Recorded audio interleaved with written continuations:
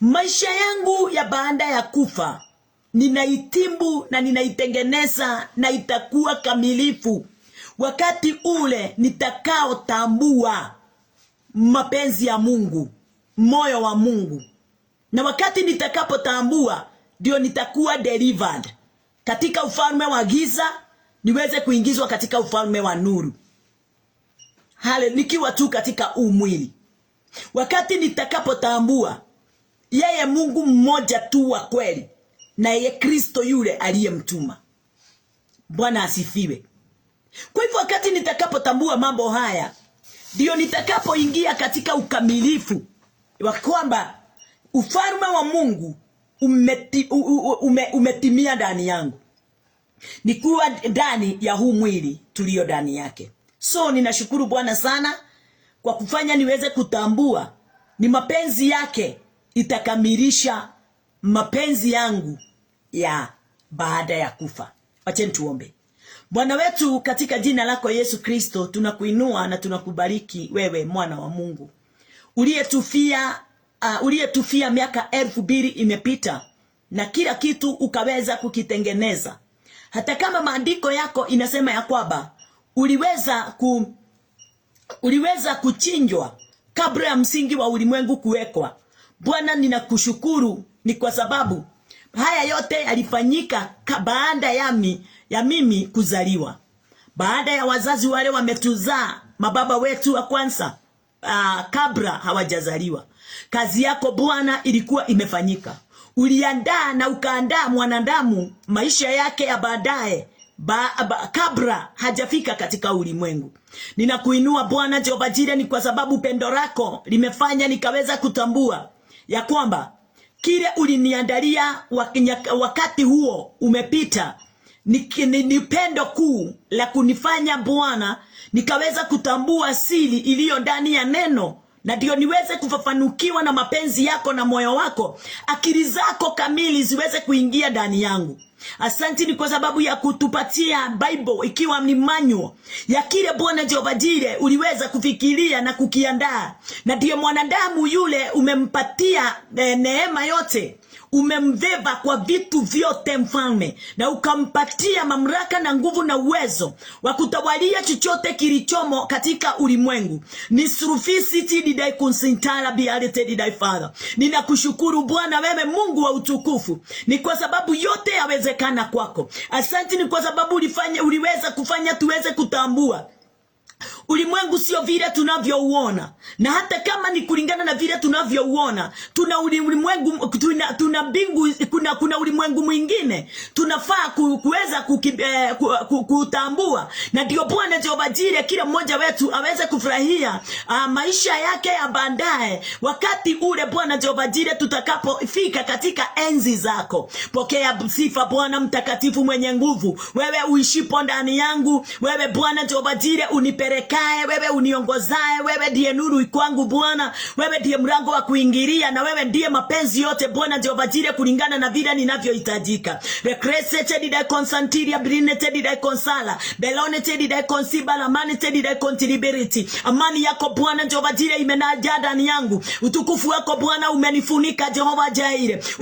Umefanya maisha yangu Bwana Jehova Jireh ikaweza kuwa rahisi. Ni kwa sababu Bwana ya kutambua vile unavyopenda na vile Bwana Jehova Jireh unavyohitaji mfalme wa ajabu. Ni kwa sababu hakuna mwongozo wangu wowote ule, na hakuna neno langu lolote lile, na hakuna Bwana Jehova Jireh mtakatifu utajiri wangu wowote ule. Jehova yote umenipa dia glory finesete didai Father bina sherete didai contalibarity, na ukaniombea Bwana Jehova Jireh nikaweza kupumzika, niachane na ya ulimwengu na niachane na kazi yote ile inafanya moyo wangu ukaweza kuinama. Asante, ninawaombea Bwana Jehova Jireh watu wako wale tulio nao katika wendani Bwana Jehova Jireh, na tunao andamana vyema kila siku Bwana mfalme asubuhi. Jehova ninawaombea amani hiyo Bwana mfalme wa ajabu ikasikie kabisa imekamilika ndani yao, waweze kuwa na Bwana mfalme wa ajabu neno wakati wote linapoingia ndani yao, linaingia likiwa imani Bwana Jehova Jireh, linatengeneza njia Bwana Jehova Jireh, na linatengeneza uwezo wote Bwana, linafungua milango yote Bwana Jehova Jireh yale alikuwa anaona Bwana kama haijafunguliwa. Ni kwa sababu kila kitu katika maisha yetu iko wazi. Ni vile Bwana Jehova Jire ufunuo wako haujakamilika ndani ya wengi mtakatifu. Ndio tuweze kujua ya kwamba Bwana yote yalifanyika kabla ya msingi wa ulimwengu kuwekwa. Yale tunayoyaomba leo Bwana Jehova Jire imo ndani yetu. Yale tunayotamani leo Bwana Jehova Jire imeubika ndani yetu. Ni vile tu Bwana Jehova Jire tutaikoroga kupitia kuliamini neno Bwana, na ndio tuweze kuona umuhimu wake Bwana na faida yake katika maisha yetu. Pokea sifa Bwana Jehova Jire, ni kwa sababu ya maandalio hayo mema. Asante sana Bwana Jehova Jire, ni kwa sababu ya kutupa knowledge, ni kwa sababu ya kutupa wisdom, ni kwa sababu ya kutupa revelation. Jehova, wewe ni Mungu na mtakatifu na mwenye hekima na mwenye haki katika maisha yetu yote Bwana. Asante ni kwa sababu ya ufunuo huo Bwana Jehova Jire wa kutambua ya kwamba wakati tunapohubiri Bwana ndio watu wako wanafunguliwa, wanawekwa huru. Wakati tunapohubiri Bwana ndio watu wako wanaponywa. Wakati tunapohubiri Bwana Jehova Jire ndio watu wako wanapokea imani na amani. Wakati tunapohubiri Bwana Jehova Jire ndio watu wako Bwana Jehova Jire wanakaa katika mfalme wa ajabu, katika mapenzi yako mtakatifu. Asante Mungu na mwenye nguvu na mwenye uwezo. Wale wote waliao siku ya leo Baba, ninawaombea waweze kutambua Bwana Jehova Jire kilio chao Bwana mfalme wa ajabu hakijatokana nawe mtakatifu, na si kwa sababu haujawajua wala kuwatambua, ila Bwana Jehova Jire ni wao hawajajua siri ile Bwana mfalme imefichwa ndani ya maandiko yako. Horenese tedi da contability ritima serventari boria grabasene tedi da consila timori dari tedi da farija na tekera sekena tedi da Father Jehova God. Hawajatambua Bwana Jehova Jire mahali pao si hapa. Wanafaa Bwana Jehova Jire hata kama mili yao ni ya hapa, mioyo yao Bwana Jehova Jire iweze kutazama katika ufalme wa mbinguni, mahali pale Kristo alitoka na nguvu zote na mamlaka yote na uwezo wote wa kutufungua na kutuokoa na kututoa katika dhambi Bwana Jehova Jire na mauti, na kutupa Bwana Jehova Jire neema isiyo na mwisho Bwana wetu. Rikrentaro bakuria biashete didai Father. Akafanya tuweze Bwana Jehova Jire kukubalika na kuitwa Bwana Jehova Jire wakuu, na kuitwa Bwana Jehova Jire vevada, na kuitwa Bwana mfalme wa ajabu wasio na wamawa Bwana Jehova Jire mbele zako mtakatifu. Jehova, asante ni kwa sababu kwa kazi yako tuliweza kuingia patakatifu pa watakatifu pasipo Bwana Jehova Jire kuamini kitu chochote katika ulimwengu, ila tu Yesu Kristo kukuamini na kazi yako ile njema Bwana Jehova Jire, na uhodari wote ulionyeshana katika mauti, na ukaweza Bwana Jehova Jire kukaa katika siku 3 chini ya ardhi, lakini Bwana siku ya 3 ukafufuka ukiwa na uwezo wote na mamlaka yote. Na ndio mwanadamu siku ya leo ako na boldness mfalme wa ajabu, akiitwa mwana wa Mungu, hata akijitambulisha Bwana na kuhubiri akisema yeye ni mwenye haki, akisema yeye ni mwenye nguvu, akisema yeye yani yeye kwako ni mwana na ni amebarikiwa. Ribo shenta rababori ya jamanta rabaganda rababozaya. Ninaomba ni kwa sababu ya roho yoyote ile mfalme wa ajabu inaochanganyikia watu wakati neno linapohubiriwa, wakati wanapoomba Bwana Jehova Jire wanajikuta katika mawazo yao wako mbali sana na maombi wanayowaomba.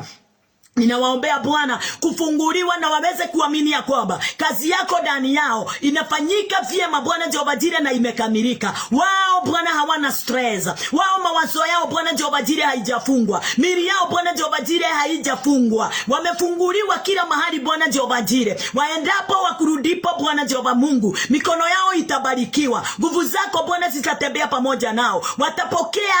Wamepokea ahadi na haki Bwana. Urithi wako Bwana Jehova Jire umekuwa Bwana Jehova Jire nafasi yao katika jina lako Yesu Kristo. Ninakutukuza wewe Bwana Jehova Jire ulio na kibali kikuu, wewe ulio na uwezo mkuu Bwana. Ni created die Father Jehova God. Ninawaombea kazi za mikono yao Bwana Jehova Jire wanayoyafanya mfalme, wacha iwe na faida kila mahali wanapotembea, wakubariki mahali popote wanapotembea, waweze Bwana Jehova Jire kuwa na uzao mwema na mwingi maishani mwao katika jina lako Yesu Kristo. Wote wale Bwana Jehova Jire kila mahali ama ofisi yoyote wataingia, reconnected the contability, waweze kuwa Bwana Jehova Jire Jire na kibali, waweze kuwa viongozi Bwana Jehova Jire mahali popote Bwana watakapoenda, waongoze watu katika Bwana Jehova Jire neema yako ya neno katika jina lako Yesu Kristo. Kufungua Bwana, wafungue wengi na waweze kufanya na kuelekeza wengi katika uwezo wa kulitambua neno na kuwa na revelation ya kutambua mapenzi yako Bwana Jehova Jire,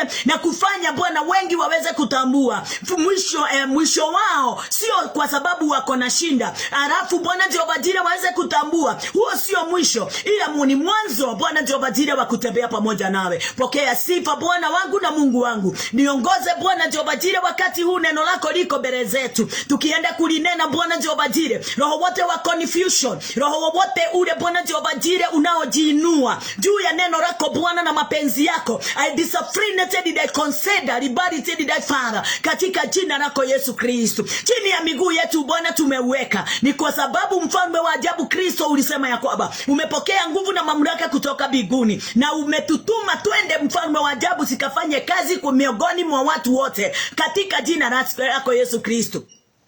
Tukawafungue Bwana Jehova Jire na tukawafundishe kuhusu Bwana Jehova Jire mtakatifu, kazi ulioifanya katika maisha yetu, na yale yote ulioifanya yamedhibitika mfalme wa ajabu. Siku ile uliweza kufufuka na umejionyeshana kwa Bwana, na Mungu akatia muhuri ya kwamba yeyote yule atakayemwamini Kristo Yesu ataweza kufunguliwa na ataitwa mwana wa Mungu. Recreated thy Father. Na siku ya leo ni kwa sababu ya kumwamini sisi tunaitwa wana wa Mungu wasio na mawaa na wasiostakiwa dhambi wala mauti. Ni kwa sababu kazi ya Yesu Kristo imekamilika ndani yetu. Sisi wote tumeponywa, tumefunguliwa, tumebarikiwa, mikono yetu imejaa baraka ya baraka yote, rikaso ronda rakanya ramanaza. Tumetumwa na tumechanguliwa ndio tukaweze Bwana kuwa pamoja nawe na kufanya kazi moja katika uwezo wote na katika nguvu zote, na ni katika jina lako Yesu Kristo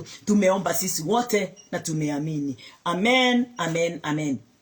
Ya, ninawaona marafiki wangu wameanza kuingia, na wakati huu ni wakati sasa tunafaa kuwakaribisha marafiki kwa uweza wote, na ndio wale wamefungwa, wale wanasikia kama hawana amani, wale hawana furaha, wale Bwana Jehova Jire wanasikia kama walipotea na hawana mioyo yao inaungua, waweze kupokea amani ya Kristo, kwa sababu tumesoma pamoja nawe ya kwamba mahali pale Roho wa Bwana ako, hapo ndipo tunafunguliwa. Now the Lord is the Spirit, and where the Spirit of the Lord is, there is liberty. So waingie katika nafasi ya kufunguliwa, na kazi ya nafasi ya kufunguliwa inapatikana mahali popote pale Roho wa Bwana anapofanya kazi. Tukiendelea na our message, nilitaka tuweze kujua ya kwamba sisi ni watu tumepokea baraka zote zile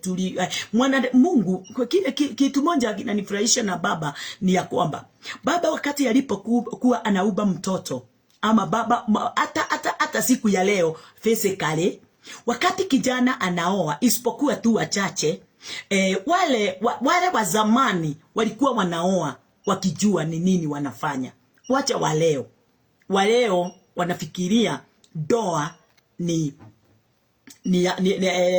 doa ni amani, ni doa ni kukaa wakiwa na wanapendana. Yani hawaelewi doa ni nini. Wanafikiria doa ni kitu ya kuwafanya wakae katika maisha, ni maisha mema, ni maisha yasiyo na mteremko, yasiyo na kupanda. Nataka kukuambia mtu ambaye wewe unaooa siku ya leo, ukifikiria ndani ya kuoa ni furaha tupu, hapo ndipo chanzo cha uamuzi wa maisha yako ya sasa na ya baadaye. Hey, guy. Kabisa. Bwana asifiwe. Kijana yeyote anaoa pasipo kutambua ya kwamba watoto wanakuja, anafaa kusimamisha nyumba, chakula, kuvaa, kusomesa na kufanya mambo yale mengine, ako bali sana na kutambua mambo kulingana na vile ilivyo. Msichana yeyote anaolewa akifikiria ni maisha tu, maisha furaha, na kukaa katika mshangao wa mambo mema na kucheka maisha ya juu, na kuambia mtu wa Mungu, haujajua kitu. Wachana na mafikira hayo kwanza, kuwa ndani yako. Hivyo ndivyo tu tunaoingia katika ufalme wa mbinguni. Ufalme wa mbinguni sio kuingia na kutoka. Ufalme wa katika neno ama kuingia ndani ya Kristo sio mchezo, sio furaha tu, sio maisha ya kuinuana. Bwana asifiwe. Hata huko ndani kuna kushuka, kuna kupanda, kuna mteremko. Huko ndani tu ya hiyo wokovu. Huko ndani tu ya Kristo. Huko ndani tu ya Mungu, si mapumziko tupu. Tunanena kuhusu kupumzika kwa sababu tumeshatambua ya kwamba Christ alichukua jukumu ya kuyaandaa yote na kuyafanya yote. Sisi yanakuja, lakini macho yetu haitakiwi iweze kuyaona.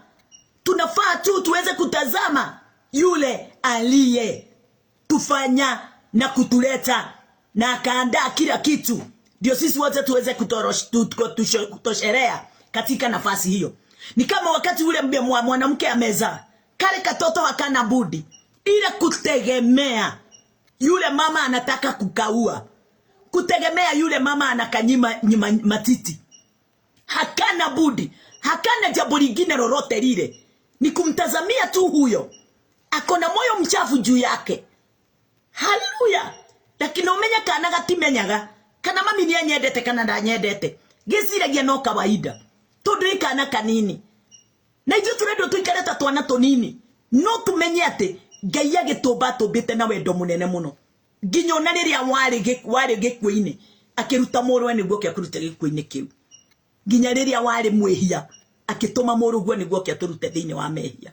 Mwathani arogocwo. Ngai na mundu matihanaine na gutire hindi makahanana. Naweza chukia mtoto wangu, naweza chukia, naweza kimya, lakini Mungu hakuna wakati ataweza kukimya. Ni vyema sana tuweze kutambua moyo wa Mungu na mapenzi ya Mungu juu ya mwanadamu. Ni vyema sana tuweze kuelewa maandalio ya neno kutoka mwanzo iliandaliwa namna gani. Mwanadamu anaweza muacha mwanadamu mwenzake.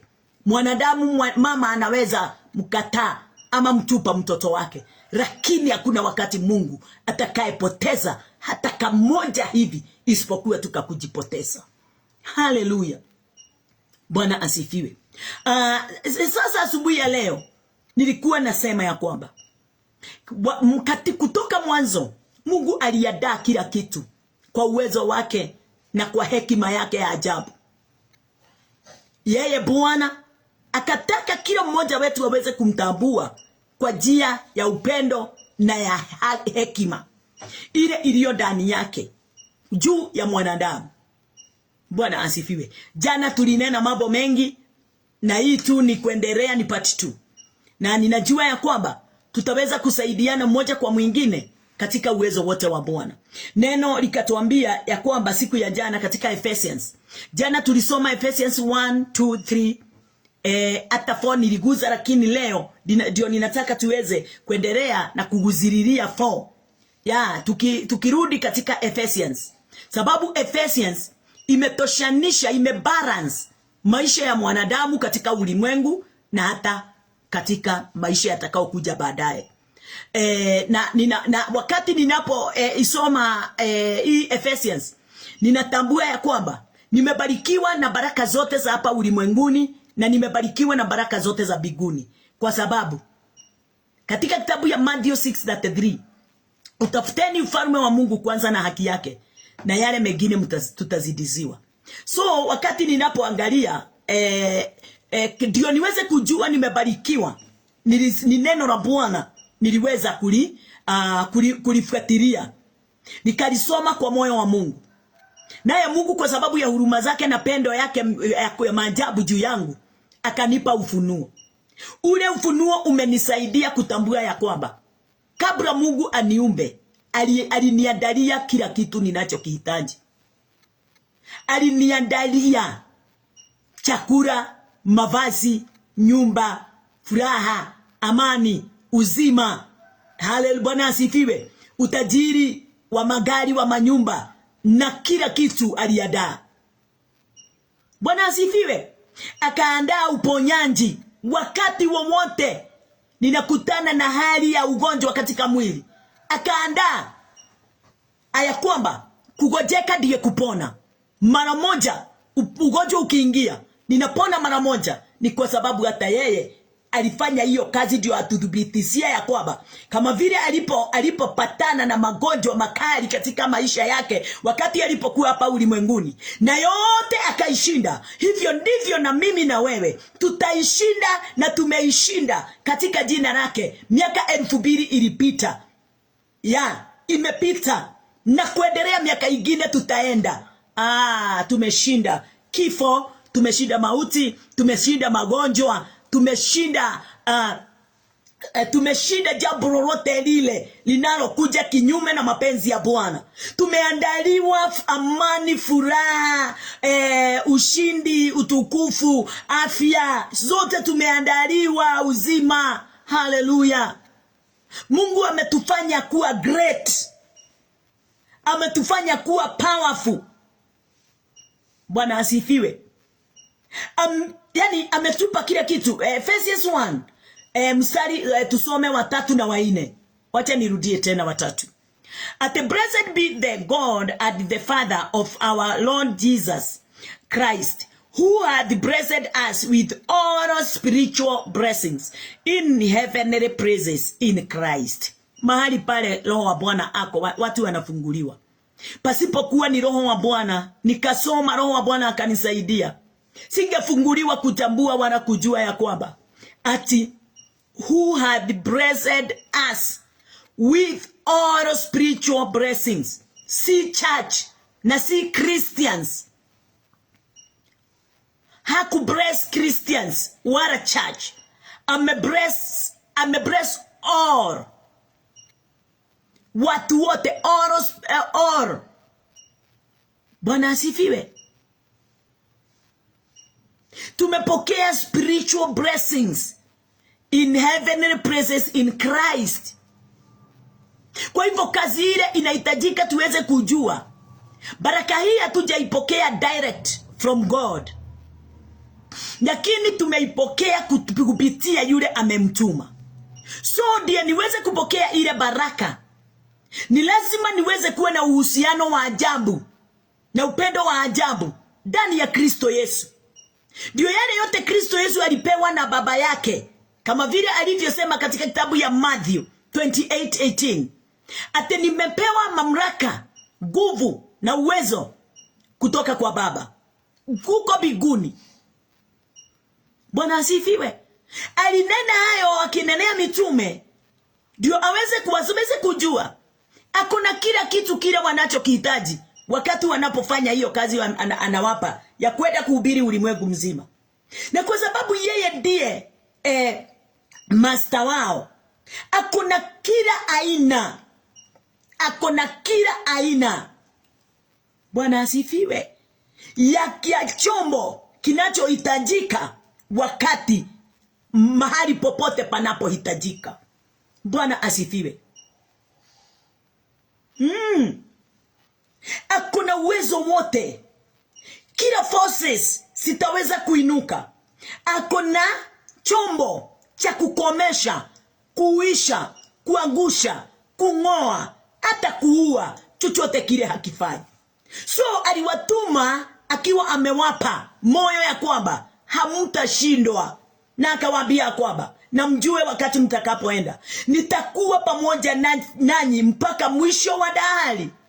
So hakuna wakati alikuwa anawaacha, hata si awape tu, ni kuwa pamoja nao na vyombo vyote vya kazi ya Mungu.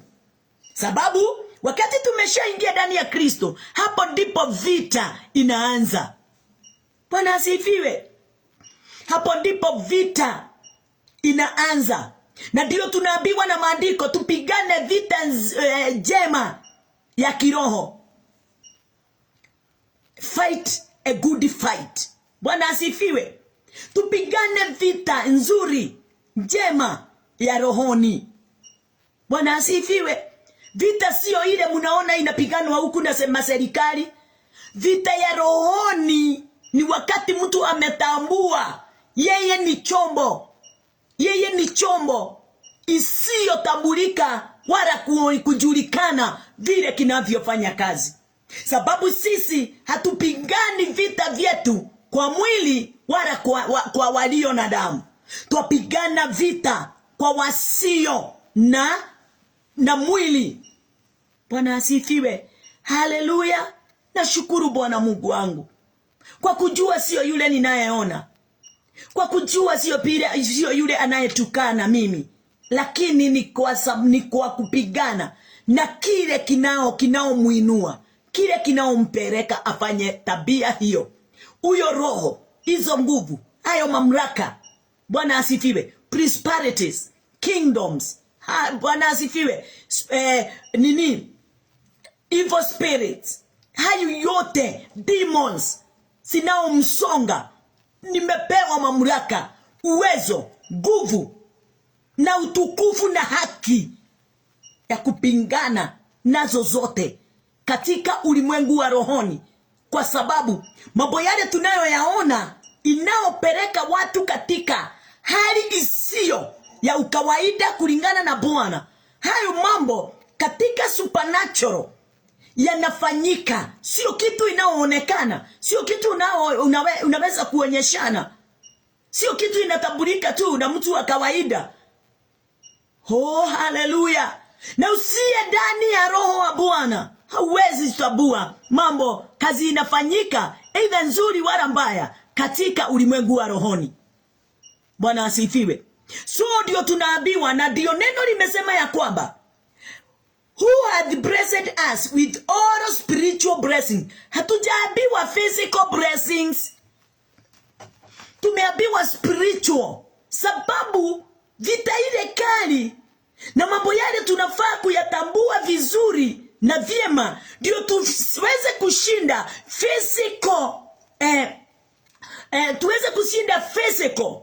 Bwana asifiwe. Ni wakati tutakapotambua spiritual.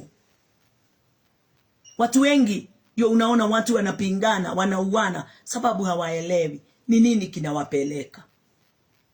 Wanatukanana.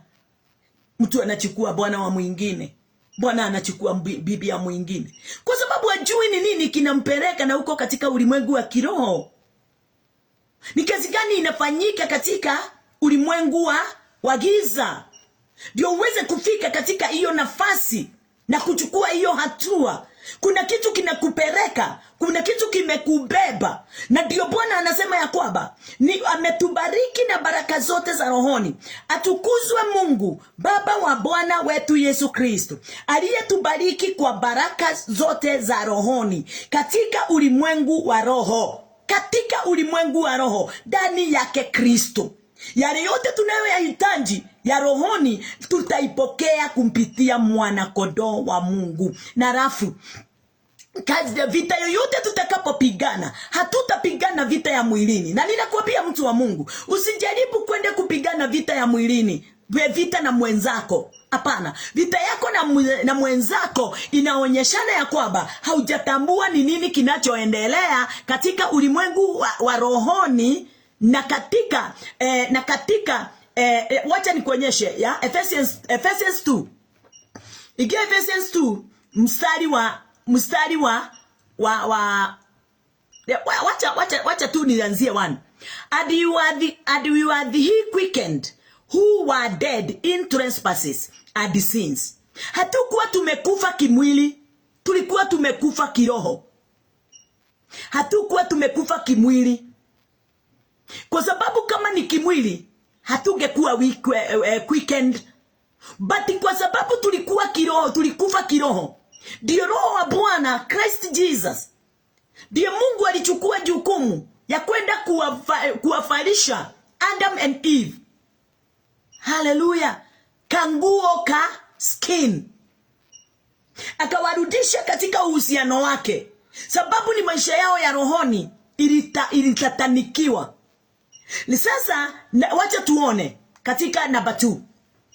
Wherein in time past you walked according to the course of this world, according to the prince of the power of the air, the spirit that now worketh in the children of disobedience, ambazo mliziendea zamani kwa kuifuata kawaida ya ulimwengu huu, na kwa kufuata mfalme wa uwezo wa anga, roho yule atendaye kazi sasa katika wana wa kuasi.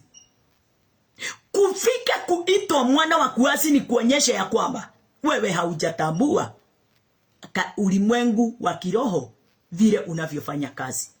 Wewe haujaamini kazi ya Kristo Yesu vile. Kwa nini Kristo alivyokufa? Ni kwa nini alikufa? Kristo hakukufa ni kwa sababu ya physical mambo yale tunayo, physical things. Hakukufa ni kwa sababu ya mambo hayo. Alikufa ni kwa sababu ya spiritual. Alitukufia tukiwa tu hai. Bwana asifiwe. Na baada ya kutukufia akasema ya kwamba yeyote yule atakaye amini, hiyo kazi nimeifanya. So, ni nani anaamini? Ni mtu amekufa ama ni mtu aliye hai? Ni mtu aliye hai, lakini katika ulimwengu wa rohoni hana uhusiano na Mungu. Kwa hivyo kifo kile kilifanya Yesu Kristo akuje ulimwenguni afe. Ni katika maisha yetu ya rohoni. Mioyoni mwetu tulikuwa tumetangamana na Mungu wetu. Tulikuwa bari. Wacha tuone katika kitabu, I think ni kitabu gani? Wacha nione katika Isaiah 59, nione kama ni hiyo. Please, Isaiah 59. Wacha nione kama ni hiyo. Nione. But you are, yes, ni hiyo. Isaiah 59:2. But your iniquities have separated between you and your God. And your sins have hid his face from you, that he will not hear. Lakini maofu yenu yamewafarakanisha ninyi na Mungu wenu, na dhambi zenu zimemficha uso wake usione, hata hataki kusikia. Nini kimetutenganisha? Nini kimetuua? Ni kutengana na Mungu. Na kutengana na Mungu kunaletwa na nini? Disobedience. Kutoamini. Kwa sababu mtu yeyote yule ndani yake aliye na iniquities, aliye na sin, ni kuonyesha ya kwamba yule mtu hajatoka ndani yake. He or she is relying on himself. Anajitegemea, anajiongoza. Hategemei kazi ya Kristo. Hatambui mapenzi ya Mungu. Bwana asifiwe. Anafikiria maisha hapa ulimwenguni ni ya furaha, ni kujifurahisha, lakini haelewi kunaye yule alifanya awe kuwa appointed to be here in the world. Bwana asifiwe. Kwa hivyo tumefarakanishwa dhambi na maovu. Kifo cha rohoni kile kilimkuta Adam and Eve kilimfarakanisha pamoja na Mungu wake. So si kifo ya mwilini. Kifo ya mwilini wachana nayo, haina shida. Ukiwa kifo ya rohoni, kuwa na dhambi na kuwa na mauti, ni kulingana na kutumia yale tumeyasoma katika hiyo Ephesians 2:2 Kiswahili. Ate ambazo mliziendea zamani kwa kuifuata kawaida ya ulimwengu huu, na kwa kumfuata ufalme wa uwezo wa anga, roho yule atendaye kazi sasa katika wana wa kuasi. Mtu yeyote yule amedisobey, mtu yeyote yule haamini kazi ya Kristo, anaongozwa na nini? Na mfalme. Anaongozwa na mfalme wa uweza wa anga, na ndio anaitwa Prince of the Power of the Air. Bwana asifiwe. Kwa hivyo anaongozwa, ajiongoza, ako na spirit inaompeleka. Badala ya kupelekwa na spirit ya Mungu, ako na ile spirit, evil spirit.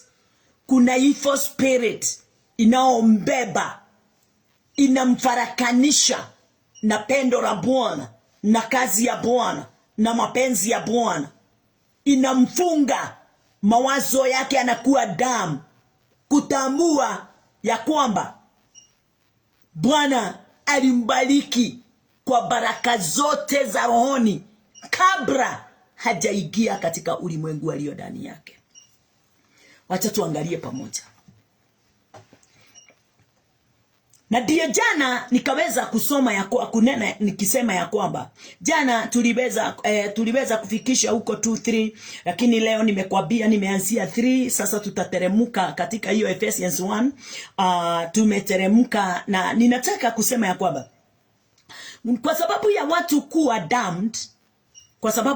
kuwa damned, kazi yao ni rudia yale Mungu aliyoyatenda. Rudia namna gani? Kuomba mambo yale tu Mungu ameshayafanya. Ni kama mtoto wako aje akuombe pesa ya kununua nguo. Umeshampa pesa, lakini saa yote anakusubua. Mam, si unipe pesa. Nipe pesa tu mam. Si mama nimekuomba pesa. Lakini hakumbuki, ama sijui kama ni kutotambua ama ni kutokumbuka ama ni nini. Pesa hii mkononi mwake. Najua tunakuanga na upumbuvu kama huo. Mtu anakasirika tu bure ate kwa sababu aliomba Mungu na Mungu hajatimiza. Mungu anashindwa, nitafanya nini huyu mtoto aweze kutambua ya kwamba nimembariki na baraka zote katika ulimwengu wa rohoni. So katika ukawaida wa physical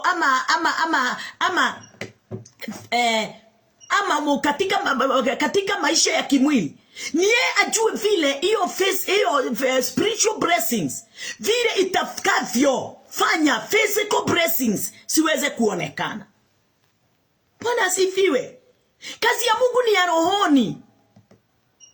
Kazi ya Mungu ni ya rohoni, si ya mwilini. Mambo ya mwilini ni wewe ukae chini ya mamlaka ya roho.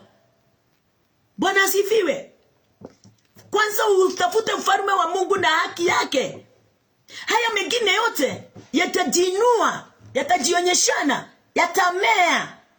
Hakuna mtu hatatambua, hakuna mtu hataiona ya kwamba kuna kazi inafanyika kisiri ndani yako. Kuna mapenzi ya Bwana ndani yako inafanya kazi pasipo watu kutambua wala kujua. So ninasema ya kwamba watu wanaomba kile tayari wako nacho, sababu hawajasoma hiyo neno la Bwana waweze kuona kazi ya Mungu ilikwisha kabla ya msingi wa ulimwengu kuwekwa. Mungu alipumzika. Yesu nao miaka 2000 imepita, tumemuona katika vitabu nyingi, sana Hebrews 10, akiingia katika patakatifu pa patakatifu na damu yake yeye mwenyewe, pasipo damu ya ng'ombe wala ya kondoo. Bwana asifiwe. Akaweza kufa katika kifo ya msalaba, na baada ya siku 3 akafufuka. Bwana asifiwe. Na kwa sababu ya ushindi mkuu wa ajabu ule alishinda, Baba alifurahi, baba yake. Na wakati alifurahi, alimwambia, mwanangu, kam katika mkono wangu wa kulia. Haleluya. Nifanye wasioamini wote ile kazi umeifanya maadui wako. Niwafanye hao walio maadui wako niwaweke chini ya miguu yako. Haleluya, Bwana asifiwe. Naomba usiwe mmoja kwa sababu ya kitu moja, kutoamini kazi ya Bwana, kutoamini ile kazi Kristo Yesu alipoifanya. Bwana asifiwe. Na ndio kile kimoja kinaonyeshana hatujatambua, ni kwa sababu ya vile tunapomsumbua Bwana, kwa sababu ya mambo mengi hapa ulimwenguni tunayoyahitaji, lakini hatujui tumepewa kila ndani yetu, tumepewa kila kitu. Ni sisi tu generate the power. Bwana asifiwe. Ni sisi tukoroge yule roho aliye ndani yetu, na wakati tutakapomkoroga atafanya hata physically mambo ionekane ikiwa changed, ikiwa about turned katika maisha yetu. Rikorababo sharabakatu harikrabaganda rababozaya. Mungu anataka uweze kujua already have done all. Bwana asifiwe. Has done all. Alifanya yote. Mungu anataka ujue alifanya yote katika maisha yako, alifanya yote. You are blessed before the foundation. Hallelujah. Na kuambia siku ya leo, wale wote wameamini wamebarikiwa. Hallelujah. Wakiamini Bwana wamebarikiwa. Wakati tu utaamini umebarikiwa. Na ndio neno hata linatuambia, wakati mnapoomba aminini yale mumepewa, mnaomba mumepewa. Ndio unarudishwa na kule nilifanya. So wakati unapoomba kile unaomba, amini umeshapewa. Amini umeshapewa, kwa sababu alipeana. Hakuna kazi anafanya siku ya leo, alishafanya. Kwa hivyo hata wakati huu ninahitaji mambo yale yote ninahitaji katika kazi ya Bwana. Mtu yeyote yule ninaomba Bwana anisaidie kumfikia. Naamini ya kwamba siku ya leo nimeshamfikia, sababu tayari hayo yote nimeyaomba na nikayaamini yamefanyika. Bwana asifiwe. Gari ninataka kununua, nyumba ninataka kujenga, nguo ninataka kununua, zote nimepewa. Unajua hata wakati mtu anatamani, yani wakati unatamani, yani tamani, kutamani ni kuomba. Lakini si kutamani kwa njia ile haifai.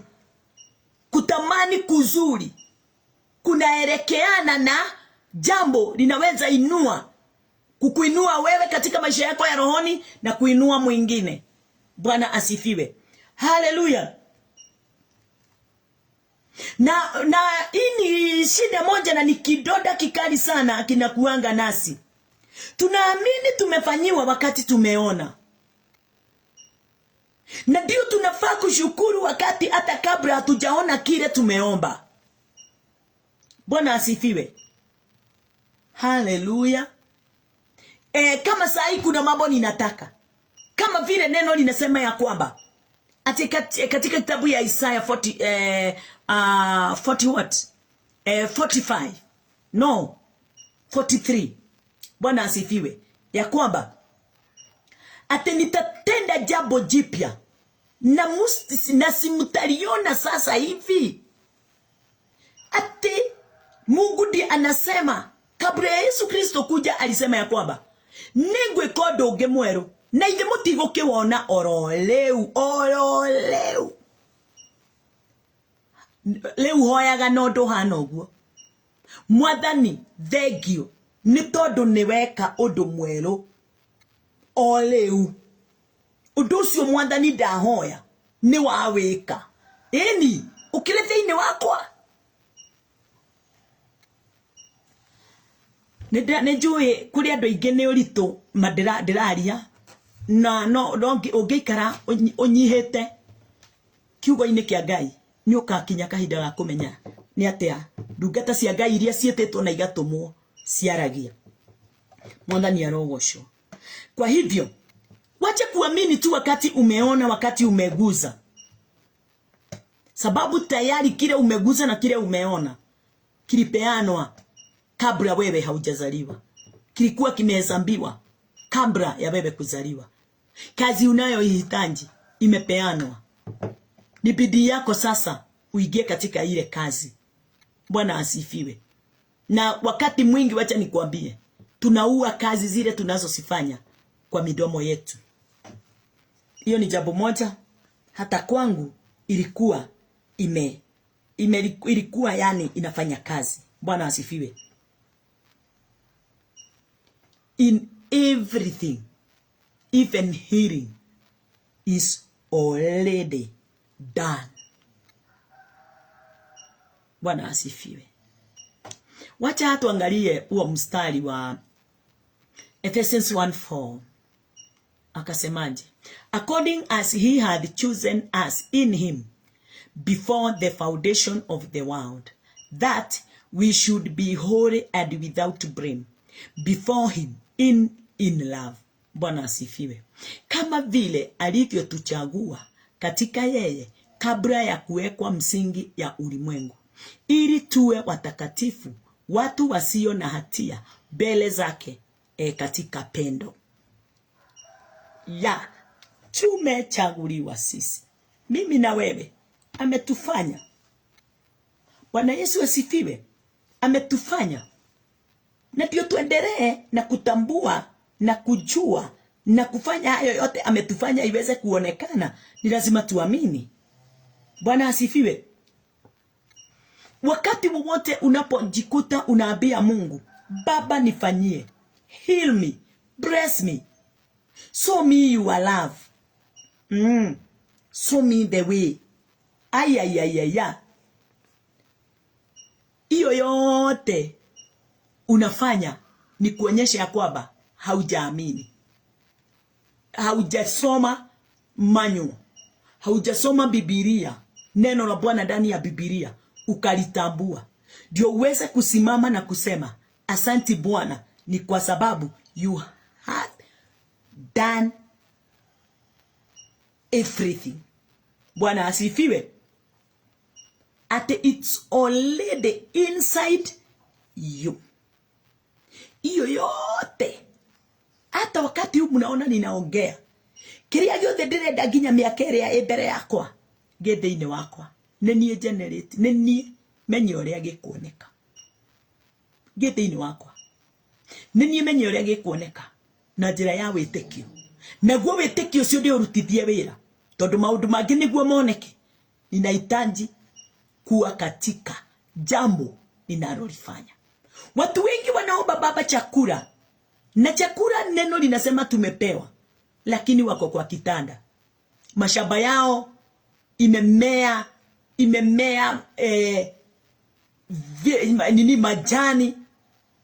Mashamba yao haina chakula, na wako na mashamba lakini hawapandi, lakini wanaomba Mungu chakula. Wako katika nyumba wanalilia Mungu awape kazi. Eda door to door ukigonga gonga. Ithe ndo ahoya eda door to door. Office kwa office. Kampuni kwa kampuni. Ma industries enda piga uliza kazi. Na kwa sababu umeomba utaweza kupata. Wacha kukaa chini. Mama, utagonga mahali fulani. Mama mwingine akukuja unioshe vyombo, niko na 200. Kuja unifulie nguo, niko na 500. Bwana asifiwe. Nichukulie hii kitu, unipelekee pale, niigizie hii kitu, akupe 100. Mtu wa Mungu, ni kwa sababu ulitoka. Ni kwa sababu uliomba na ukajua ya kwamba hakitakuja kama ndege. Hakitamwagwa na ndege. Hakitakuja katika maji kwa meli. Eda huko ukabebe mizigo na utapata kile unachokihitaji. Tunachukia matajiri, hata kama wao wanatuchukia saa ingine wengine kwa sababu ya wokovu. Wanaona kama tunafanya ajabu bure, na sisi tunawachukia kwa sababu saa ingine wametajirika. Wanatuona, tunawaona kama wanalinga. Hata wewe kama uko ndani ya Kristo, jiringie hiyo kazi unayoifanya. Hubiri kama hautahubiri tena. Jiringe kama vile wanajiringa na utajiri wao. Wanapanda ile magari makubwa. Wako na mabuildings, wako na mabusinesses. Na wewe uko na mabuilding ndani yako. Ichipue. Na utachipua ukiwa katika nafasi zote mbili. Katika utajiri wa ulimwengu na wa rohoni, utakuwa umesimama, umedhibitika. You are grounded. Bwana asifiwe. And rooted in Christ. Umeshimamishwa, umepandwa na ukasimamishwa ndani ya Kristo. Alafu kuwa na utajiri wa ulimwengu. Na ukubali ule utajiri usiweze kukuongoza. Usikubali ile fedha iweze kuongoza. Tawala kwa kila kitu. Sababu uko na mawazo ya Mungu. Uko na moyo wa Mungu ndani yako. Na unakujua ya kwamba kila kitu kiliumbwa ndio niweze kukitawalia. Sio kinitawalie mimi. Sio kiniongoze mimi. Bwana asifiwe. Nimepewa mamlaka ya kufanya watu wengi waweze kutambua kuna uwezo ndani ya kazi ya Kristo. Ndani ya neno hili tunaloliamini kuna uwezo wa ajabu na uwezo mkuu. Haleluya. Hivyo ndivyo ninafanya nafasi hii. Nimepeana hiyo nafasi ndio uweze kusikia yale Bwana anayoyanena kupitia neno lake. God has already commanded kile unataka unafaa kuelewa. Niweze kuelewa na kutambua simetumwa kwako. Simeelekezwa kwako katika njia ya Bwana. Sio kwa uwezo wako. Simeelekezwa kwako. Na wewe ukae kama mtu anayepokea kile alikuwa ameomba. Haleluya, Bwana asifiwe. Mungu anakupenda. Na anakupenda na upendo wewe usio yaelewa wala kuitambua. Lakini kwa mwenye yote yule aliye ndani ya roho ata understand. Kwa sababu understanding inakuja kwa kunena, kwa kusoma neno na kupata ufunuo. Wakati utakapopokea ufunuo wa neno, utaweza kuunderstand the wrath of God upon you. Bwana asifiwe. Utatambua. Haleluya. Na kuna siku moja nilikuwa ninaomba. Na nikaomba yenyewe, wacha nikuambie, mtu kuwa na revelation kitu kizuri. Nilikuwa ninaomba, nikaomba mpaka nikaona kama Mungu hanisikii, nikaenda Katoroni. Na ni miaka wewe imeenda about 15 years na huko imepita. Nikaenda Katoroni na nikaenda nikajifunga, ni kwa sababu ya jambo lile nilikuwa nimejifungia hapa nyumbani. Nikaenda Katoroni. Naye Bwana akaniambia, nikasikia ndani yako, haya yote unayoyaomba nimekupa. Bwana asifiwe. Unajua nilipelekwa katika kitabu gani? Katika kitabu ya Daniel. Vile Daniel alifunga na akaomba. Na siku ile alifunga na akaomba, siku 21 wakati zilipokwisha, neno linasema ya kwamba Mungu akasikia maombi yake na akaijibu. Na akatuma majibu. Naye malaika wa giza akashikilia ile. Mimi wakati nilipoomba nikiwa nyumbani nilifunga siku 3. Nikaona kama Mungu hasikii. Nikasema nitakula siku ingine 3 ama 4 alafu niende Katoroni. Wakati nilipoingia Katoroni siku ya kwanza, nilipewa hiyo maandiko. Na nikasikia ndani yangu himizo ya kwamba nimeshajibu maombi yako. Ni vile hau understand. Ni vile hauna revelation ya vile ninavyofanya kazi. Na ujue ya kwamba nilikuwa tu ninaomba. Ati wakati umeomba, amini ya kwamba yale umeyaomba nimeyatimiza. Hiyo neno haikuwa revealed, yani disikuwa na revelation ndani yake. Kama vile sasa siku ya leo ninaotambua. Na nikasikia wakati nilipokuwa Katoroni ni kama mtu anakibiswa atoke arudi mahali alitoka, sababu maombi yangu ilisikiwa. Nitaendelea namna gani kuomba na Mungu ameshajibu, na ameniambia amejibu kupitia kitabu ya Daniel. Bwana asifiwe. Nikachukua hatua nikarudi. Wakati niliporudi, wacha nikwambie mtu wa Mungu, usicheze na yale Mungu anayoyanena, kwa sababu chochote kitokao katika kinywa cha Bwana kitatimia. Nguvu na mamlaka na uwezo zinatoka ndani ya neno la Bwana kinywani pake. Wakati nilipofika kwa nyumba, nilikuta nimetembelewa na wageni wawili, na wale wageni walikuwa nia yao na vile wanakuja tuweze kuzungumza inahusu lile jambo nilikuwa nimeomba. Hebu niambia ningekaa huko na ujinga. Na nilikuja nao wakakuja. Na kama ningekaa Katoroni kwa sababu ya kutoelewa na kutosikia na kutotambua mapenzi ya Mungu. Ate mapenzi ya Mungu ilikuwa nirudi sababu ameshajibu. Ameshajibu. Siku moja mtoto wangu alikidnapiwa, yule wa mwisho, Robin. Na wakati alipokidnapiwa, nikawa sasa nikashindwa sasa itakuwa namna gani, kwa sababu tumemtafuta tumemkosa. Nikaenda nilienda Katoroni, nilikuwa mtu wa kwenda Katoroni sana. Nikaenda nikaomba.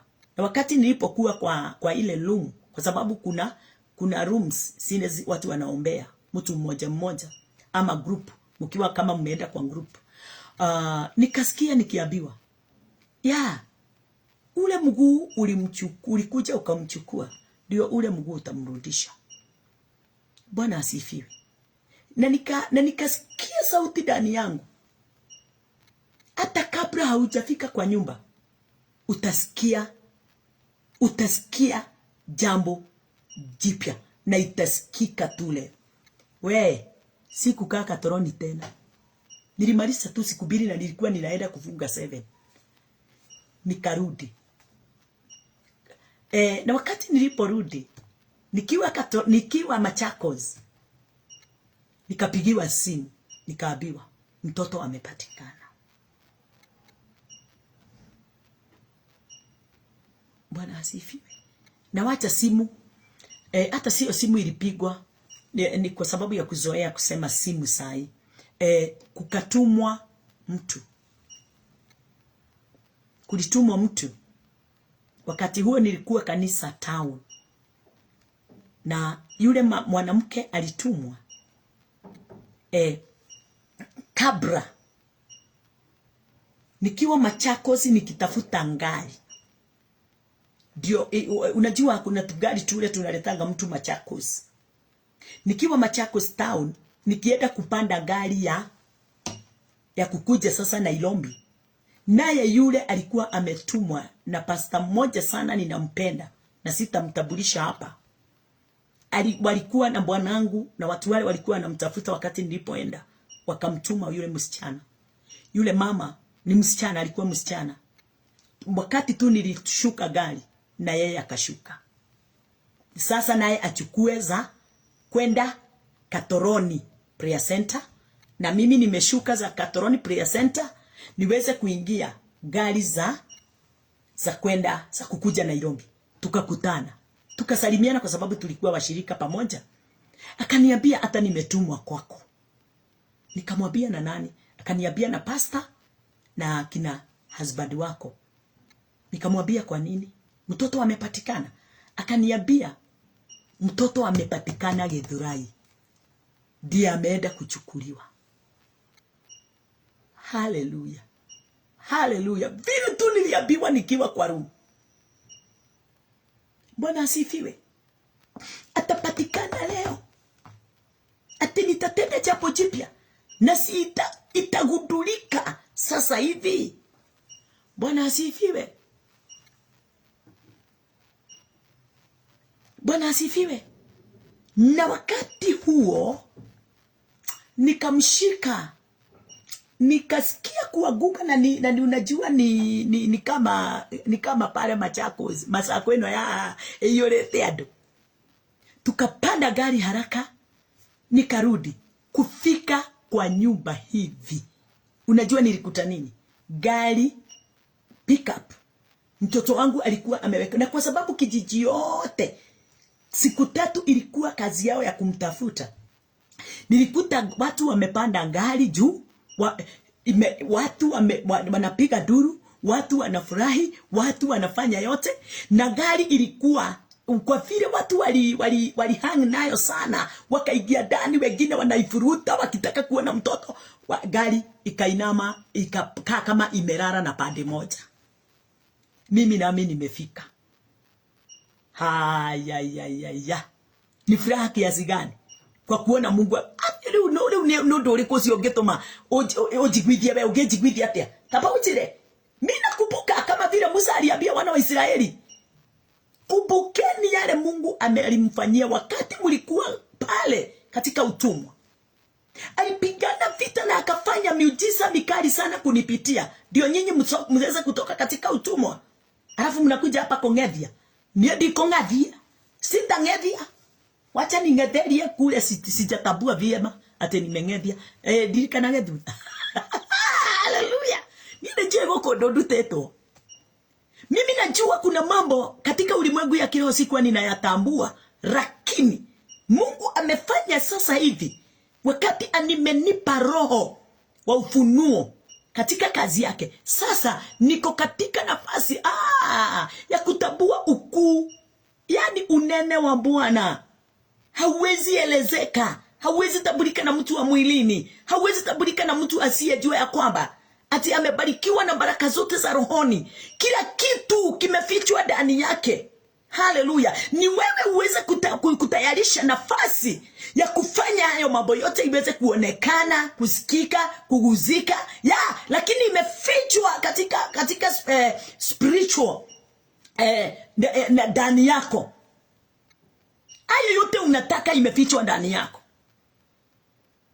Bwana asifiwe. Ni mengi, hiyo tu hiyo nikakioja tu. Niko na mengi. Hata vita za makanisa niko pale tu. Lakini ninaona bora tu uko na nafasi ya kusimama katika mwanya kulingana na kutambua na kuelewa. Haleluya. Ati amenituma na ameniambia kwamba nenda katika ulimwengu mzima uhubiri injili. Ati na hakuna wakati nitakapo kuondoka ama sitakuacha mpaka mwisho wa dahari. Haleluya. Bwana asifiwe. Wakati mwingine tunaona kama tumeshindwa. Hapana. Wakati wao unaona kabisa kumeharibika ya kwamba haikuonekani kama kuna njia. Huo ndio wakati wa ushindi. Hata Gideon wakati alipojificha sababu ya vile kulikuwa kubaya, wakati huo ndio Mungu alitumana, akatuma malaika amtoe huko ndani. Alikuwa anafikiria amejificha, lakini malaika wa Bwana, mtumwa wa Bwana alimtoa ndani akamtoa nje.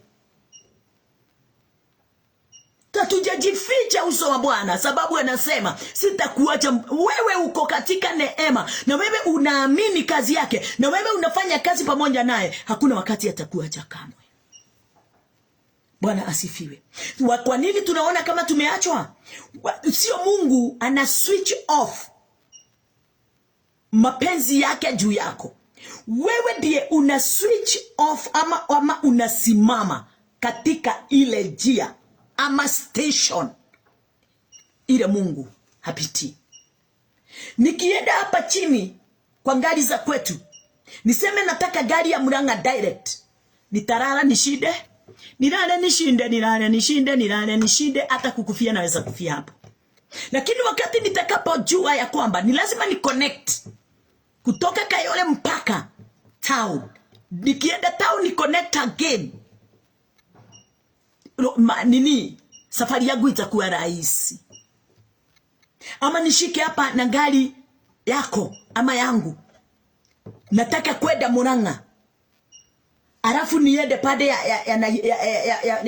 ya Mombasa, nitafika Murang'a kweli? Hivyo ndivyo tunakuanga. Mahali Mungu alituacha, kila mtu amechukua shughuli zake, ameenda katika station zingine, zile hasiwezi mfikisha mahali anapofaa kwenda. Mambo mengine tunayafanya haiwezi kutufikisha katika nafasi tunaofaa. Mambo mengine tunaomba hatuwezi yapata, sababu tunaomba na tunangoja Mungu atufanyie. Badala ya kutambua na kuelewa imeshafanywa, ni sisi tuweze kutayarisha nafasi ya kuyaona yale mambo yote tunayahitaji. Haleluya. Tarikana, Mungu alipeana tu mwanae wa pekee na akamuua mwenyewe, alafu akamrudisha katika uhai, ndio uweze kujua hakuna jambo lisilowezekana kwake kwa wote wale waaminio. Bwana asifiwe. Na hiyo ni kuonyesha God commanded his love unto us. Aliamurisha pendo lake kwetu sisi. Bwana asifiwe. Na ndio unaona wakati ule tunapoomba, tunafaa kuomba tukijua ya kwamba wakati tunapoomba, hapo ndipo tunapokea joy, upendo, love, joy, love, happiness. Tunaitoa pale. Ziko wapi? Zimefichwa wapi? Joy, peace, hizo zote, love, zimefichwa katika neno la Bwana. Hakuna mahali pengine tunaweza zitoa isipokuwa tu katika neno la Bwana. Leo sioni kama tutaenda sana, lakini wacha kwa dakika kidogo zilizo mbele yetu tuweze kuendelea kidogo.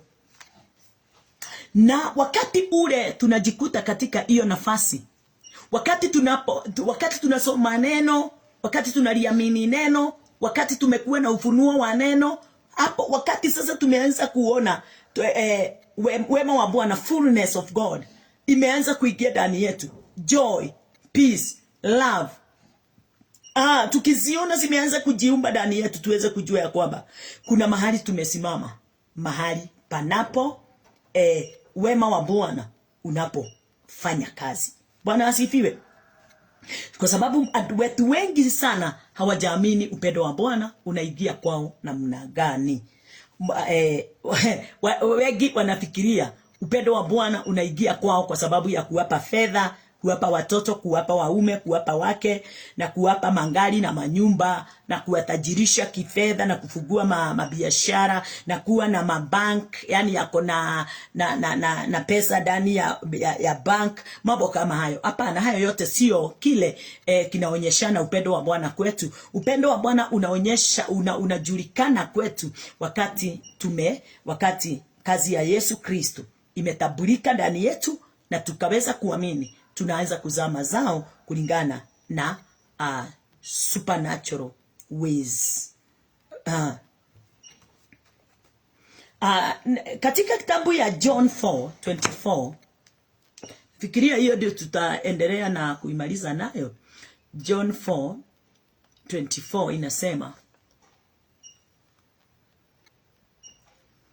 John 4:24 inasema, God is a spirit and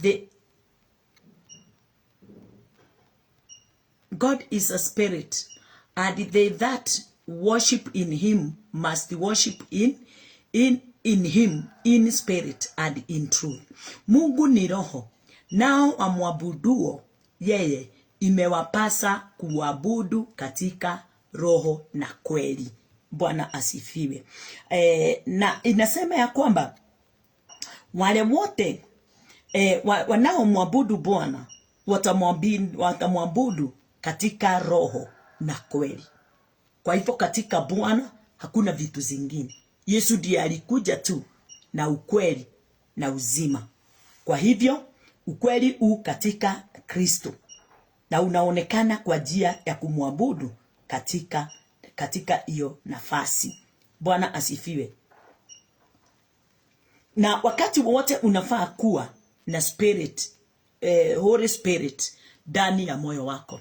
Na wakati Holy Spirit anaofanya kazi ya moyo, kazi ndani ya moyo wako, ni kuonyesha ya kwamba you are blessed. Wakati Roho wa Bwana anafanya kazi ndani yako, anafanya uweze kuwa, yani you have the fullness of God in you. Kwa sababu Roho wa Bwana anafanya mtu aweze kuwa katika amani, katika wingi wa utukufu. Ndani yako unakuwa na amani nyingi. Na hiyo yote inapatikana kwa mtu gani? Kwa yule mtu anayeitwa born again. Mtu amezaliwa tena. Huyo ndiye anakuwa ndani ya fullness. Huyo ndiye fullness inajaa ndani yake. Wema wa Bwana, amani ya Bwana, utukufu wa Bwana, ushindi wa Bwana. Na wakati ule ulipozaliwa tena, you have the fullness of God in you, or in your body. Bwana asifiwe. Na wakati hiyo fullness inakuwa ndani yako, kuna mazao inazalika. Na nilikuwa ninaangalia katika kitabu ya Galatians. Wacha tuangalie pamoja nawe 5:22. Tukimaliza na hiyo si ni sawa? Tumalize leo, lakini kesho tutaendelea na zingine kwa katika hiyo topic. Galatians, katika kitabu ya Galatians 5 mstari wa 22 inasema but the fruit of the Spirit is love, joy, peace, long suffering and gentleness, goodness with faith. Lakini tunda la Roho ni upendo, furaha, amani, uvumilivu, utu wema, fadhili, uaminifu. Haya yote inasemaje? Wakati umefika kufanyika born again, kuna mambo inafanyika ndani yako. Kuna kazi inafanyika ndani yako. Na hayo yote ndio mazao ya Kristo, mazao ya Roho Mtakatifu. Hayo mazao inazalika ndani yako. Bwana asifiwe. Na tumeona ni gani? Tumeona ni love, joy. Kwa sababu unamfanana na nani? Christ. Unafanana na Christ. Na wakati unapofanana na Christ, utazaa kile, kitazalika kile kiko ndani yake, ndani yako. Kile kitazalika ndani yako ni kile kimezalika ndani yake. Ati ni love, joy, peace, long suffering, gentleness, goodness, faith. Haya yote na mengine mengi. Haya yote yanazalika ndani yetu ni kwa sababu tuko na Roho wake ndani yetu. Na hiyo ndio tunaita blessings. Hizi ndizo blessings zile tumezipokea kutoka kwa Kristo. Yes. Blessings of God in the Spirit. Ni baraka za Bwana katika Roho ndani yetu. Tumeona ni joy, peace, long suffering, gentleness. Mambo mengi. Na kitu tunafaa kujua ni ya kwamba iko ndani yetu kwa wingi. Iko ndani yetu kwa wingi. Iko ndani, iko ndani yetu na inafanya kazi. Bwana asifiwe. Haikuji at a part time. Hapana, inakuwa always. Always. Haiwi katika nafasi ya tajabo, yani katika nafasi ya kuguza. Iko ama physical. Iko, yani iliingia katika njia ya supernatural. Imejificha. Hata watu wanashindwa. Unakuanga hivi namna hivyo kwa nini? Wakati wote, yani hata wakati wote mnakutana, wewe haujui mambo mengine. Wanena ya neema, baraka na utukufu na ushindi zile tutokao katika Kristo. Lakini sio ziko katika ulimwengu wa rohoni, katika imani. Kwa imani. na wewe utaweza kurealize ama utaweza kutambua, utatambua mambo hayo ati iko ndani yako katika nafasi ya maisha yako ya rohoni. Sababu ukitaka kuyatambulisha kwa sababu kwa sababu unaiona hiyo sio mambo ya supernatural ama sio mambo ya maisha ya rohoni, hiyo ni physical. Na physical itafanya ukae katika maisha ya kusononeka, maisha ya kuwa hauna amani, hauna joy. Yani utakuwa hauna amani kamwe, hauna furaha, utakaa katika kushindwa, utachukia kila kitu katika ulimwengu. Kwa hivyo ni vyema sana kujificha katika maisha yako ya rohoni, ukubali iweze kuongozwa na Mungu na neema yake iweze kutenda kazi katika maisha yako. Nashukuru Bwana sana siku ya leo. Kesho tutaendelea. Kesho Friday tutaendelea. Tutazungumzia yale mengine yamebaki na tutaweza kutambua vile tunafaa kuandamana na hiyo neema katika maisha yetu na utukufu ule Bwana ameuficha ndani yetu katika amani. Wacha tuombe. Bwana wetu na Kristo Yesu, tunakuinua na tunakutukuza. Pendo lako Bwana Jehova Jireh ni la utukufu kwa utukufu. Ninasema Bwana Jehova Jireh, katika uwezo wote, wewe Bwana Jehova Jireh ndio mwenye nguvu, na wewe ndiye mwenye kiti katika maisha yangu. Kiongozi wangu, mwelekezi wangu, nuru yangu, njia yangu, sababu ulikuja hapa ulimwenguni ukiwa njia. Wewe ndiye ulikuwa njia, sio kuonyeshana njia. Wewe ndiye ulikuwa njia. Wewe ndiye ulikuwa uzima. Wewe ndiye ulikuwa mlango. Wewe ndiye ulikuwa mwana wa Mungu. Paka siku ya leo, hayo yote iko kikamilifu ndani yako. Ninakutukuza wewe Bwana. Wewe umenipa hiyo kibali na ukawapa watu wengi kibali hicho. Bwana, wacha neno lako litende kazi, liweze kufungua mawazo yao, kama vile Kristo Yesu mfalme katika Luke 24 uliweza kuwaita mitume wote, ukaweza kuwaombea waweze kufunguliwa mawazo yao, ndio waweze kutambua na kuwa na revelation ya neno lako. Ninakushukuru leo Bwana, na ninakuinua kwa uwezo wote na kwa nguvu zote. Pokea sifa kwa wale wote tulipokuwa na wao katika wedani, wale wamesikia na wale watasikia baadaye. Ninawaombea Bwana Jehova Jireh, ufunuo wa ajabu, baraka zako Bwana, uweza wako Bwana, waweze kukua na faida katika kazi yao wanaoifanya. Wakati wowote Bwana, wainuliwe na watukuzwe katika ushindi na katika uwezo. Wewe ni Mungu na wewe ni mfalme, na ni katika jina lako Yesu Kristo tukienda kufanya yale yote katika fellowships na katika mahali popote pengine pale tunapotembea. Baba, ninakuomba Bwana Jehova Jireh, your favor iweze kuwa Bwana mtakatifu imetutangulia mbele zetu, na tunaamini ya kwamba haya yote yamefanyika kwa uwezo wote Bwana mfalme. Milango yetu imezaa kuwa wazi, njia zetu zimezaa kuwa wazi, uponyaji wetu tumeshaponywa Baba wetu. Afya ya mwili tumeshaipokea Bwana wetu Yesu Kristo.